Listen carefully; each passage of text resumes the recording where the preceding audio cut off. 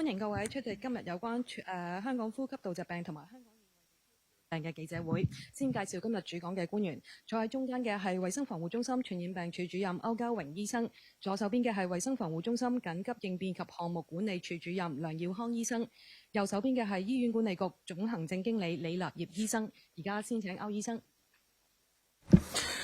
各位傳媒朋友，大家好。衛生防護中心聯同醫管局今日向大家匯報香港呼吸道疾病同埋香港以外地區傳染病嘅最新情況，同埋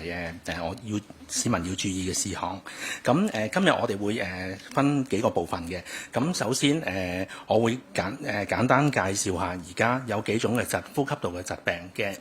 最新嘅情況，包括季節性流感、新型冠狀病毒同埋呼吸道合胞病毒。然後我會將時間交俾梁醫生講下新冠同埋季節性流感疫苗接種嘅安排，同埋呼吸道疾病嘅預防措施。咁最後就係阿李醫生咧會講下醫院管理局嘅措施。咁同埋我哋都會再提醒翻市民咧喺暑期外遊嘅時候一啲嘅健康忠告。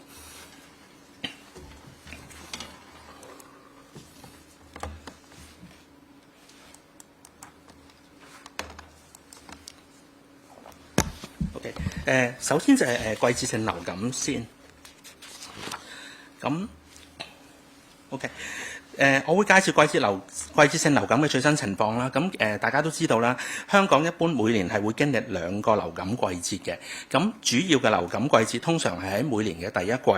出現，大概係1至到3月左右。咁而大約有一半嘅年份呢，香港呢係會有一個夏季嘅流感季節嘅。咁多數係喺7至到8月期間出現。咁回顧翻呢，舊年呢喺夏季嘅流感季節呢係比以往係遲開始嘅。咁而且亦都係維持咗一段比較長嘅時間，由舊年嘅9月一直橫跨到今年嘅1月先至完結。咁正因為係咁啦，咁所以呢喺傳統上面，每一年喺第一季會出現嘅流感季節呢，今年呢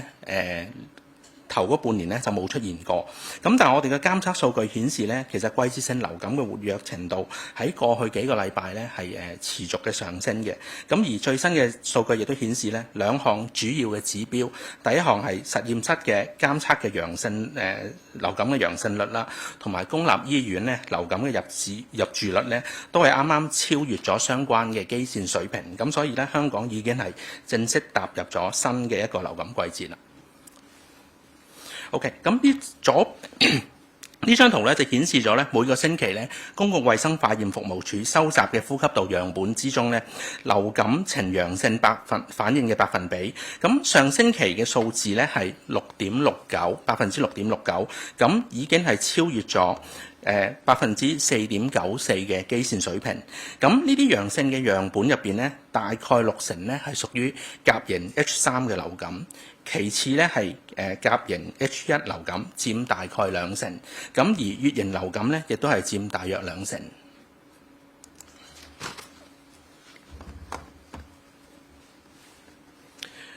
除咗實驗室嘅數據咧，公立醫院主要診斷為流感嘅入院率咧，亦都係呈一個上升嘅趨勢嘅。咁入院率咧由5月尾開始上升，上個星期咧已經係升到每1萬嘅人口咧有0.38宗嘅流感入院個案，咁亦都係超越咗0.27嘅基線水平。咁大家值得留意嘅係咧喺0至到5歲啦。以及6至到11歲呢2個兒童嘅組別咧，入院率嘅升幅咧係比較明顯嘅，咁反映咗兒童喺今次流感咧係其中一個比較受影響嘅群組。咁與此同時咧，我哋亦都見得到啦，多咗學校同埋院舍嘅流感嘅爆發出現嘅。咁上一個星期咧，一共係錄得有46宗爆發個案，係高過前4週平均每週24宗。咁呢啲爆發個案呢，大約70%都喺學校發生嘅，咁而當中有70%係喺小學發生。定點監測方面呢，定點家庭醫學門診同埋私家診所呈報嘅流感樣疾病嘅求診比率呢，喺過去個幾月呢都一直係上升嘅。咁最新嘅數據顯示呢，定點家庭醫學門診每1000嘅宗嘅診症當中呢，有11.2宗呢係流感樣嘅個案，而私家醫生診所方面呢，每1000宗診症呢就有50.8宗。至於嚴重同埋死亡個案方面咧，成人嚴重嘅個案咧，由5月平均每個星期有8.6宗咧，上升到上個星期嘅23宗。咁當中咧有70%係影響長者65歲或者以上嘅長者嘅，而大約60%咧係冇接種過今季嘅流感疫苗。咁喺兒童嘅嚴重個案方面呢，今個星期暫時係錄得2宗，包括一宗甲型 H1 同埋一宗甲型 H3 嘅個案。咁而今年到目前為止呢，我哋總共係錄得10宗嘅兒童嚴重個案，咁暫時係未有死亡個案嘅。咁總括流感嘅情況啦，咁本地流感活躍程度咧係處於一個上升嘅趨勢，並且已經超越咗基線水平，咁確定咗咧香港係已經踏入流感季節。咁目前主要流行嘅係甲型 H3 嘅流感，咁長者、幼童同埋一啲長期病患者咧，依然係最受影響嘅高危群組。咁我哋預期咧，流感嘅活躍程度喺未來幾個星期咧係會進一步嘅上升，而相關嘅入院數字啊、院舍同埋學校嘅爆發個案啦，以至嚴重個案咧都有機會係隨之增加嘅。咁衛生防護中心會繼續密切監測情況。咁跟住落嚟，我會講翻新冠病毒嘅最新情況。咁喺過去2-3年咧，其實新冠病毒嘅活躍程度咧，不時都會有起伏。咁我哋嘅流行病學數據顯示咧，本地大約每6至到9個月咧，就會出現一次嘅活躍週期。而每次出現活躍週期咧，通常都係同一係主流病毒變異株嘅演變啦，或者係社區嘅群體免疫力咧，隨時間下降係有關嘅。咁而本港距離對上一次新冠活躍週期嘅完結咧，到目前咧已經係接近1年嘅時間。咁而我哋睇到由今年5月開始咧，新冠嘅整體活躍程度咧，亦都係持續呈一個上升嘅趨勢。目前社區最流行嘅病毒株咧，仍然係喺過去1年半左右喺本地流行嘅 JN.1 嘅後代譜系，包括 NB.1.8.1 同埋SFG。咁我哋暫時咧喺實驗室嘅監測咧，未發現有其他嘅變異病毒株嘅比例咧係有唔尋常嘅上升嘅。咁呢張圖顯示咗咧喺公共衛生化驗服務處收集嘅呼吸道樣本當中咧，新冠病毒檢測呈陽性嘅比率係由5月底之前每星期係低過1%，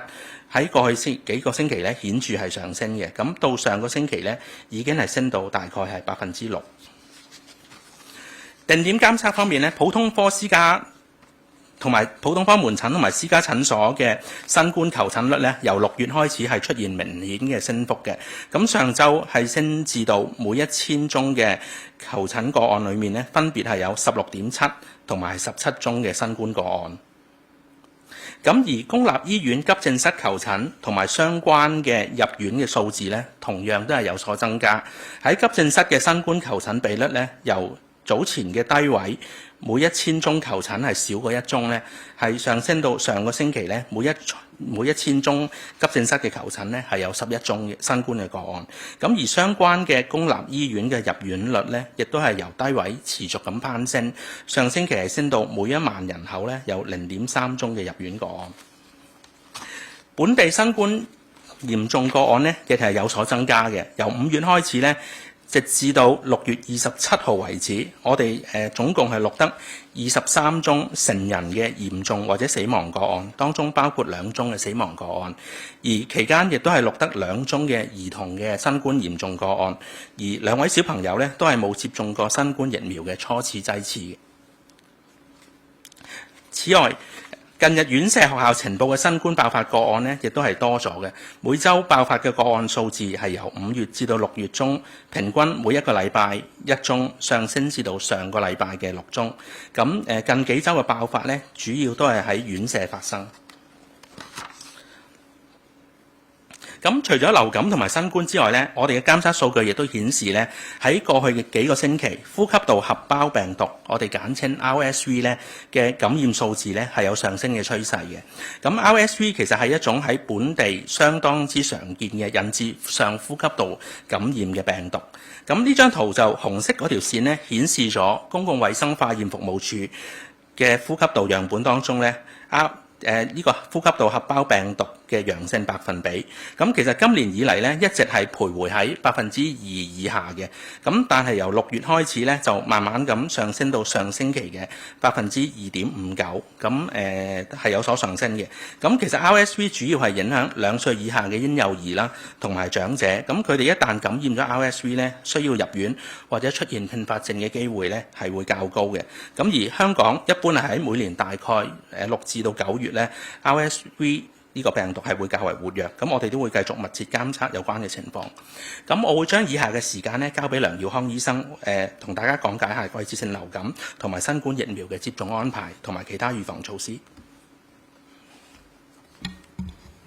唔該，歐醫生。接住落嚟咧，我會同大家講下季節性流感啦，同埋新冠疫苗接種嘅情況。首先係有關季節性流感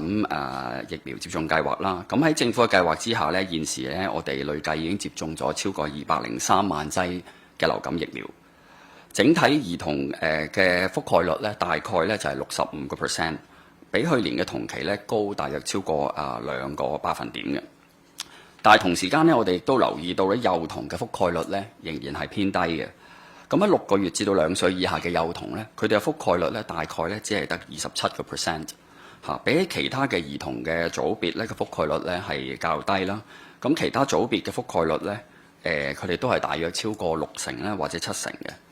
所以咧喺呢一方面咧，我哋認為咧家長亦都係要高度關注。世界衛生組織咧喺早前咧已經公布咗下一個季度嘅季節性流感疫苗成分嘅建議。而家啲疫苗嘅製造商咧，亦都淨係根據呢啲相關嘅建議咧進行疫苗嘅生產。政府咧亦都積極咁樣進行緊2026-27年度季節性流感疫苗接種計劃嘅籌備工作。詳細嘅安排咧，我哋之後會適時公佈嘅。咁有關新冠疫苗接種計劃方面呢，累計完成接種初次劑次嘅人士已經超過680萬，整體完成初次劑次嘅比率咧，我哋估算都超過90%嘅。但係亦都係啦，幼童完成初次劑次嘅比率係比較低啦。6個月至到2歲以下嘅幼童咧，完成接種初次劑次嘅比率咧，我哋估算係低過4%。所以家長咧為咗佢哋嘅子女着想咧，應該盡快安排佢哋咧接種新冠疫苗嘅初次劑次。現時嘅接種計劃咧，提供俾兒童同埋成人嘅 LP.8.1 疫苗咧，佢哋嘅有效期咧將會分別喺今年嘅7月中啦，同埋9月初屆滿。而家咧有嘅接種服務咧係會維持到以下嘅接種時間。6個月大至到11歲嘅小朋友咧，佢哋嘅服務咧只係會去到7月10號，而呢個12歲或者以上嘅人士咧就會去到9月5號。所以咧，合資格嘅人士咧應該盡快咧把握機會咧去預約喺上述頭先講嘅日子之前咧接種疫苗。衛生署咧亦都正係進行緊採購嘅程序，預計新一批新冠嘅疫苗咧將會喺今年10月咧陸續抵港嘅。而家咧，我會同大家分享下有關咧季節性流感啦，同埋新冠嘅一啲預防嘅措施。要預防呼吸道嘅傳染病咧，注意個人嘅良好衛生咧係非常之重要嘅。咁其實咧已經有充足嘅科學嘅證據咧證實咗戴口罩係可以有效咁樣預防呼吸道嘅傳染病。咁市民咧喺乘搭交通工具啦，或者喺啲人多擠迫嘅地方逗留嘅時候咧，都應該戴翻口罩。咁同埋接觸公共嘅物件或者設施之後咧，亦都要徹底咁樣洗手。另外咧，如果出現呼吸道感染嘅病徵啦，亦都要戴上口罩，同埋咧最好就唔好翻工翻學啦，盡快去睇醫生。長者啦、幼童啦、有長期病患或者免疫力比較低嘅人士咧，佢哋感染咗一啲呼吸道嘅疾病或者傳染病之後咧，佢哋出現重症嘅機會咧係會比較高嘅。所以呢啲人士咧，如果出現一啲發燒唔退啊、呼吸困難啊呢啲咁嘅症狀咧，就應該盡快去睇醫生，防止咧延誤病情。跟住落嚟，我會將時間交俾醫管局嘅李醫生，唔該。好，唔該晒阿梁醫生。咁就都睇翻我哋公立醫院一啲嘅數據，同大家分享一下啦嚇。呢個圖表我哋都睇到係急症室嘅求診嘅數據嘅。紅色呢，我條線係首次嘅求診人數，即係話我哋整體由分流第1至第5類嘅。但係如果將佢細分係呢個嘅橙色1至3類，而綠色4至5類呢，亦都可以睇到圖表下邊兩個嘅線嘅。咁大家都睇到喺過去呢幾個星期呢，係的確有一個嘅上升喺當中嘅。而另外可以睇翻藍色嗰條線，就係經急症室入呢個內科病房嘅人次，亦都係 hit 到一個嘅比較高嘅位置。咁啊，甚至係有去到1200嘅。咁呢個喺過去呢段時間嚟講呢，都係比較少見嘅。咁啊，亦都呢個係急症室個求診嗰個數據啦。呢個真係喺個數字上可以睇到，喺過去呢個零禮拜呢，其實都係喺個高位嗰度嘅，甚至喺個別日子呢，都係超過6000嘅。咁呢一個就係我哋內科嘅住院病床個使用率嘅。咁啊，過去嚟講，我哋都會係大概喺100至到101%啦。而喺最近，我哋都係一路係上到超過一個110%嘅。咁呢個嘅病床都相對都係有少少緊張啦。咁大家都睇到，其實我哋現時嘅壓力呢，都係會嚟自於流感同埋新冠啦。如之前好似阿歐醫生同埋阿梁醫生咁樣一啲嘅數據上面嘅分享。而呢幅圖表亦都可以顯示我哋現時公立醫院住院嘅病人嘅數目呢，係帶有新冠病毒嗰個檢測係陽性嘅個案嘅。咁可以睇到喺過去呢幾個禮拜呢，都呈一個都幾明顯嘅上升嘅幅度嘅。不過呢度我特別想強調，呢個就唔係話佢由於新冠病毒而入院，而係佢病人可能其他嘅原因入院，佢係帶有呢個新冠嘅病毒嘅。咁呢個都想同你哋大家講翻聲嘅。好啦，咁跟住到最後一張 slide， 咁我哋都睇到唔同嘅公立醫院應對措施。咁其實我哋都會啟動同過往冬季嘅流感期嘅一啲嘅措施啦。咁我哋會持續監察唔同嘅服務數據啦，好似頭先同大家分享到關於啲急症室嘅求診啊，同埋內科入院，咁啊會作出一啲嘅人手調配同埋服務規劃嘅。咁病床我哋都係有一定嘅調配嘅安排嘅。咁分別係可能會去安排一啲嘅病床去加添啦，亦都我哋會運用一啲比較上少病人仲係有一啲病床可以空間嘅一啲嘅病房啦，等等之類，我哋係會促進嘅病床嘅流轉嘅。咁最後都知道，其實好多時都需要喺個社區上去幫手嘅。咁包括我哋嘅安老院舍同埋家庭醫學診所都係會幫到手嘅。咁最後啦，最緊要就係加強我哋公立醫院個感染控制措施。咁啊，今日就大致上去到呢度。好，唔該李醫生。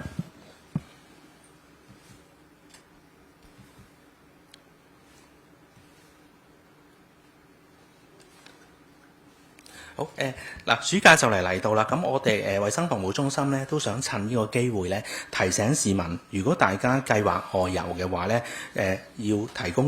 高警覺，預防傳染病嘅。咁喺出發之前咧，大家可以瀏覽衛生署嘅旅遊健康服務，咁呢個網址喺熒光幕上面顯示咗。咁了解一下咧，香港以外地區咧，而家流行緊嘅傳染病嘅情況，從而係採取適當嘅預防措施嘅。咁喺旅程期間咧，亦都要時刻注意個人啦、食物同埋環境嘅衛生。咁如果去完旅行翻嚟香港之後咧，出現發燒或者其他嘅病徵咧，應該盡快睇醫生，同埋咧話俾醫生知咧去過嘅地方同埋接觸過嘅嘢。咁以下我係想特別同大家提一提幾種咧值得關注嘅傳染病。咁首先就係現時全球咧好多地方都持續爆發麻疹，咁包括係美國、加拿大以及我哋鄰近嘅亞洲地區啦，例如日本、菲律賓、印尼等等。咁如果市民計劃前往一啲出現麻疹爆發或者麻疹嘅發病率比較高嘅地方咧，就應該及早檢視翻自己嘅疫苗接種記錄同埋病歷。咁如果以往未曾經化驗確診感染過麻疹啦，或者係從未接種過疫苗嘅話咧，甚至唔肯定自己有冇接種過2劑嘅麻疹疫苗咧，咁就應該喺出發之前最少2個星期咧去徵詢醫生同埋接種翻疫苗。咁至於懷孕嘅婦女咧，就唔可以接種疫苗嘅。咁同埋計劃懷孕嘅婦女，咁如果佢哋對麻疹係冇免疫力，或者係一啲未夠1歲仲未適齡喺香港兒童免疫接種計劃下面接種第1針麻疹疫苗嘅幼童咧，就唔應該前往一啲而家爆發緊麻疹嘅目的地。咁另外一方面就係手足口病啦。手足口病咧係喺兒童身上好常見嘅一種嘅傳染病嚟嘅。咁通常都係由腸病毒引致。咁由今年5月開始咧，鄰近嘅地區，例如內地嘅廣東省啦、日本啦同埋韓國等嘅地方咧，手足口病嘅活躍程度咧都出現咗季節性嘅上升。咁而本地我哋自己嘅手足口病嘅活躍程度咧，亦都由5月開始咧係有所上升嘅。咁要預防感染手足口病咧，市民就尤其是小朋友啦，一定要保持雙手清潔，並且係用正確嘅方法洗手。咁要特別留意嘅係咧，由於酒精咧係唔可以有效咁殺死一啲引致手足口病嘅病毒，咁所以咧酒精搓手液咧係唔可以取代咧用鹼液同埋清水洗手。咁另外咧，市民亦都要採取措施啦，預防一啲蚊傳嘅疾病，包括登革熱同埋肌孔肯亞熱。根據世界衛生組織嘅資料咧，今年頭嗰5個月咧，全球已經錄得接近140萬宗嘅登革熱個案。咁登革熱其實喺好多熱帶同埋亞熱帶嘅旅遊地點咧，都相當之普遍嘅，尤其是一啲東南亞國家，包括咗印尼啊、越南啊、馬來西亞、泰國、新加坡等等。咁至於肌孔肯亞熱方面咧，根據世衛嘅風險評估咧，因為2025年咧全球持續係有肌孔肯亞熱嘅爆發嘅疫情啦。咁世衛都將肌孔肯亞熱傳播對全球公共衛生造成嘅風險咧，評估為中等嘅。咁而本港到目前為止咧，今年我哋已經累計錄得23宗嘅登革熱個案。咁當中21宗咧係外地傳入，而有2宗咧係本地感染個案。咁亦都有2宗咧係外地傳入嘅肌孔肯亞熱輸入個案。咁計劃外遊嘅市民咧，應該留意目的地嘅蚊傳疾病嘅情況啦，做足一啲防蚊措施。咁喺戶外嘅時候咧，應該係着一啲寬鬆啦、淺色嘅長袖上衫同埋長褲。喺外露嘅皮膚咧同埋衫褲上面咧，可以噴一啲嘅含有避蚊胺DEET 成分嘅昆蟲驅避劑。咁如果同時用昆蟲驅避劑同埋防曬液嘅話咧，咁就應該首先係搽咗防曬液，再搽蚊蟲驅避劑嘅。咁同時亦都應該係避免使用一啲咧有香味嘅化妝品啦，或者係護膚品啦，因為當去到一啲有蚊嘅地方嘅時候。咁我哋今日嘅匯報到此為止，多謝大家。而家係問答嘅環節，請先講講你代表嘅機構同埋會。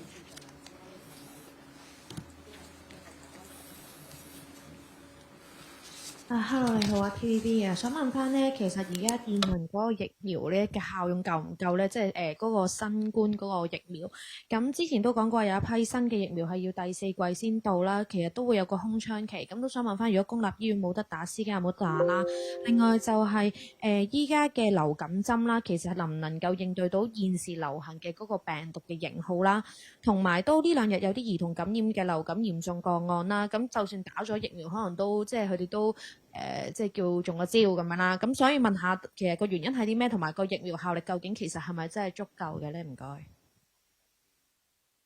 OK， 首先想回應翻疫苗效力嗰個問題先。咁嗱，現時香港流行緊嘅季節性流感嘅病毒咧，包括有 H3、H1 同埋乙型流感。咁呢3種嘅病毒咧，其實都包含咗喺世界衛生組織建議嘅流感疫苗入邊嘅。咁而我哋本身，我哋睇翻喺上一季咧，呢張幻燈片顯示咗咧，我哋喺上一季咧，我哋都分析翻咧喺本地一啲嘅數據，咁顯示咗咧，我哋分別係分析咗6個月至到17歲嘅兒童啦，咁佢哋如果係打咗當季嘅流感疫苗嘅話咧，佢哋出現嚴重嘅或者嚴重嘅情況啦，或者係出現併發症咧，嗰個比率咧係遠低於未接種疫苗嘅人嘅。咁喺小朋友上面咧，兩者個差距咧係5.3倍。咁而我哋亦都分析咗安老院舍嘅院友咧，佢有接種流感疫苗或者係冇接種流感疫苗咧，佢哋出現嚴重併發症，包括死亡嘅或者其他嚴重情況咧，嗰個發病率嗰個風險。咁亦都睇得到咧，有打針嘅院友同冇打針嘅院友咧係相差4.1倍嘅。咁所以呢啲數據咧都證明咧，喺上一季咧，我哋用嘅流感疫苗咧係可以好有效咁預防感染流感之後咧出現一啲嚴重嘅併發症。咁而科學數據喺外地做嘅一啲研究亦都顯示咧，喺預防感染流感啦，或者預防入院咧，喺上一季嗰個疫苗咧，大概嗰個功效都有40%至到60%不等嘅。或者我補充下有關新冠疫苗啦。咁據我哋理解喺私人市場嘅新冠疫苗咧，佢哋嗰個有效期嗰個完結嘅日子係同我哋政府提供嗰個嗰啲新冠疫苗嘅有效嘅日期咧係一樣嘅。所以喺頭先所提嗰個嗰啲時間之後咧，喺私人市場亦都未必能夠可以即係有得接種呢個新冠嘅疫苗嘅。咁其實我哋喺之前5月至到6月都作出過多次嘅呼籲啦，就我哋都理解到新冠嘅疫苗可能會喺7月中同埋9月咧嘅初咧就會完結嘅。咁就希望即係所有有關嘅人士啦，可以盡快咧去預約去打返呢個疫苗啦。咁頭先都提過，我哋小童嗰隻疫苗咧，大約會喺7月10號咧打後就冇得打㗎啦。咁變咗我哋而家都仲有1個星期嘅時間啦。咁我哋希望市民咧盡量把握最後嘅機會咧，就去預約打返個疫苗啦。唔該。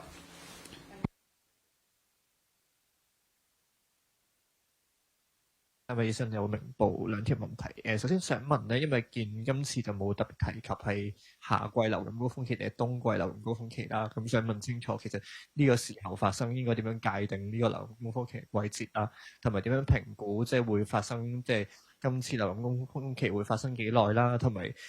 頭先歐醫生都有提到話之前即係好似今年即係頭凍啲嗰段時間就冇咗高峰期啦，可唔可以再解釋多少少嗰個趨勢同埋未來嘅預測咁樣啦？另外就想問李醫生，即係見到嗰個急症室嘅數字咧都偏高啊，即係見到有啲日子都有6000幾宗，咁都望過同舊年嘅數字對比，其實6000幾宗係咪都係即係比較高嘅水平啦？同埋今年應該係即係今次高峰期應該係收費改革之後，即係第一個叫做流感高峰期啦，咁樣點樣評估嗰個措施啦，同埋算唔算即係可以即係達到成效咧？或者係咪即係可以減少到人流咧？咁點解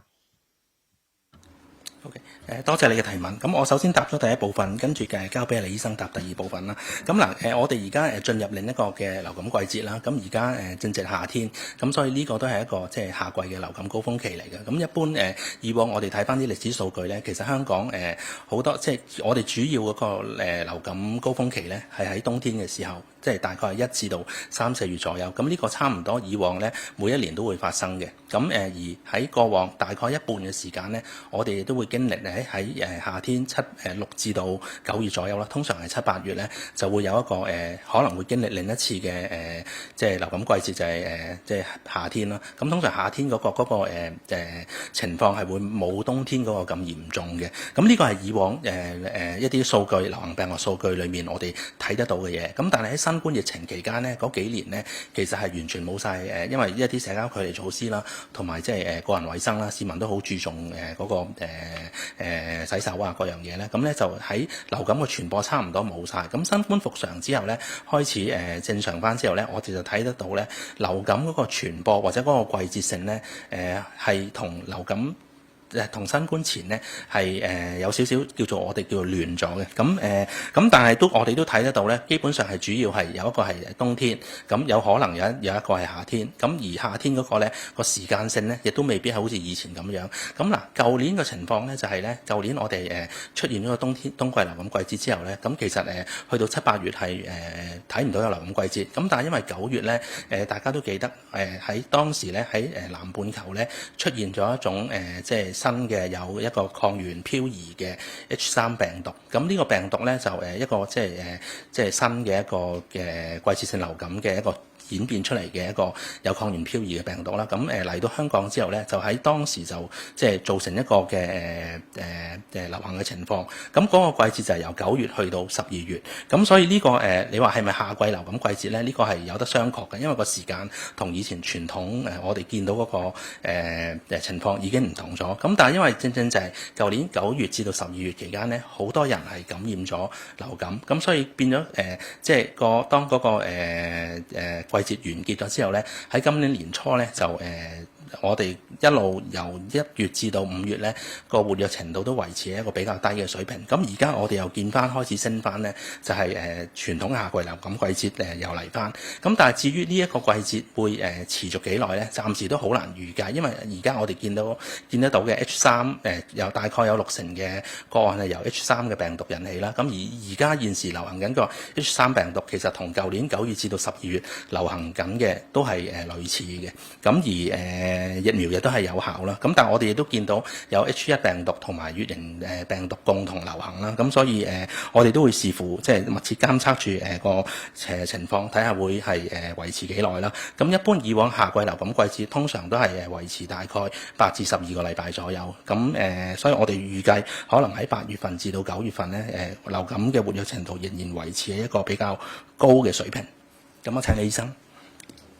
咁唔該問題先，我諗有幾個嘅現象可以講一講嘅嚇。第一個就係話，當我哋服務高峰期嘅時候，我哋急症室嘅求診人數會上升嘅。咁頭先喺我嘅幻燈片都有提到，我哋都係去到5000幾或者係近6000嘅，甚至有啲日子係超過6000。咁呢個都係我哋急症室求診人數比較高嘅一個水平嚟嘅。呢個第一個嚇。咁第二個亦都喺我剛才嘅圖表上呢，你見到整體嘅求診嘅上升啦，加埋我哋可能係個類別1、2、3同埋4、5咧，其實個整體上升咧都係大致上係同一個幅度嘅。咁呢個係第二個現象嚇。咁頭先你提到話我哋個急症室嘅求診人數，如果真係比起之前嚇，咁截至我哋6月28號啦，咁我哋急症室嘅求診人數咧，其實就係大概係90萬嘅。如果比起去年同期咧，94萬係為之少嘅。咁我再將佢拆細少少，例如我哋嘅個類別1、2、3咧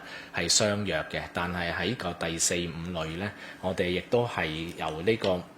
51萬嘅人次咧係跌到去45萬嘅人次嘅。咁即係話整體嚟講，一啲相對冇咁緊急嘅病症嘅求診人數係少咗嘅。咁我都相信呢件事同我收費講價係有關係，而亦都呢個嘅收費講價似乎對我哋急症室嘅壓力啊，亦都即係幫我哋啲資源係用喺一啲比較嚴重嘅病症上咧係有效嘅。呢位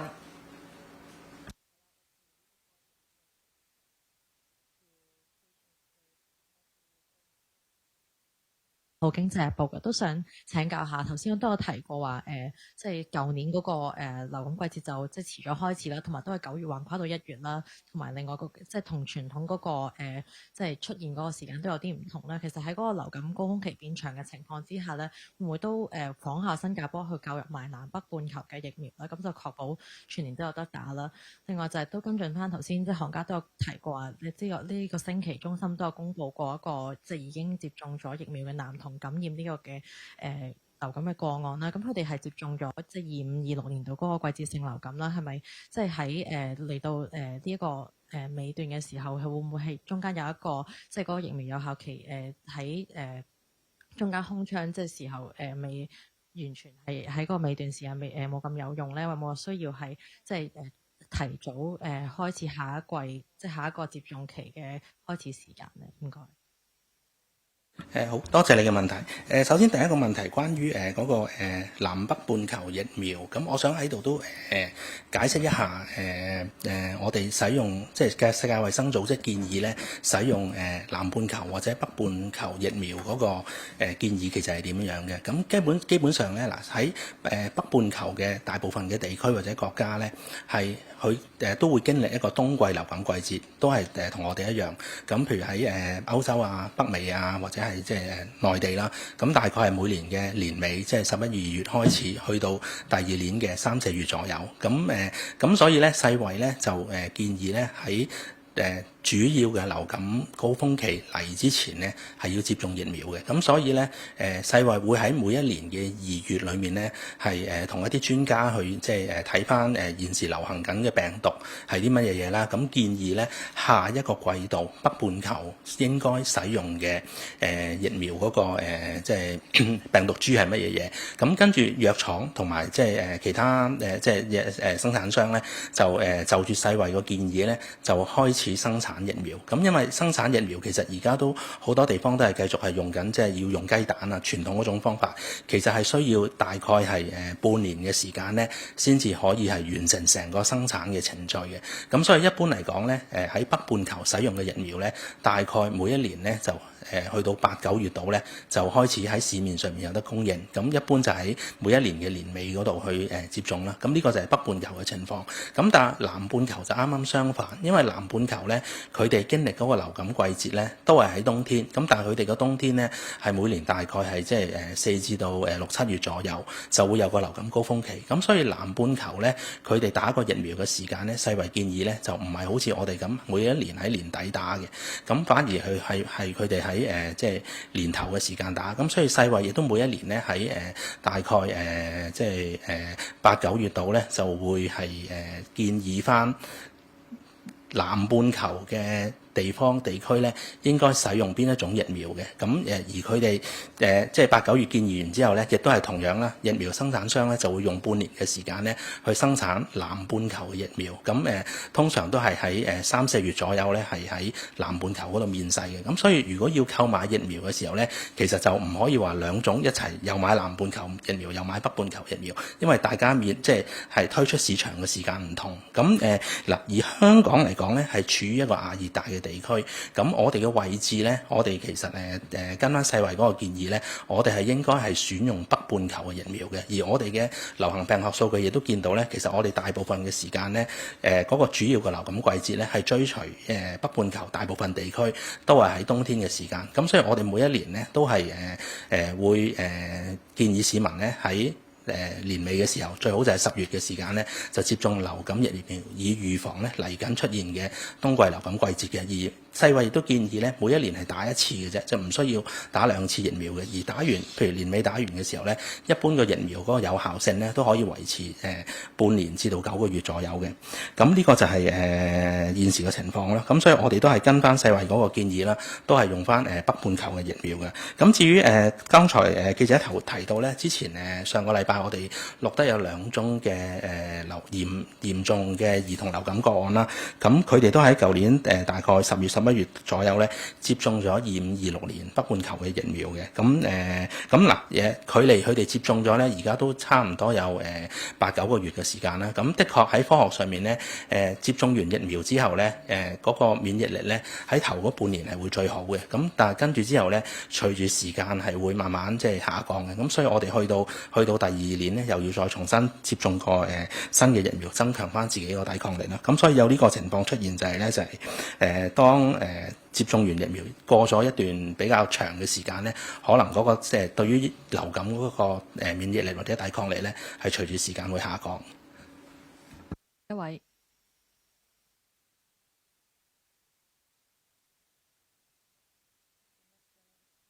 好，多謝晒大家。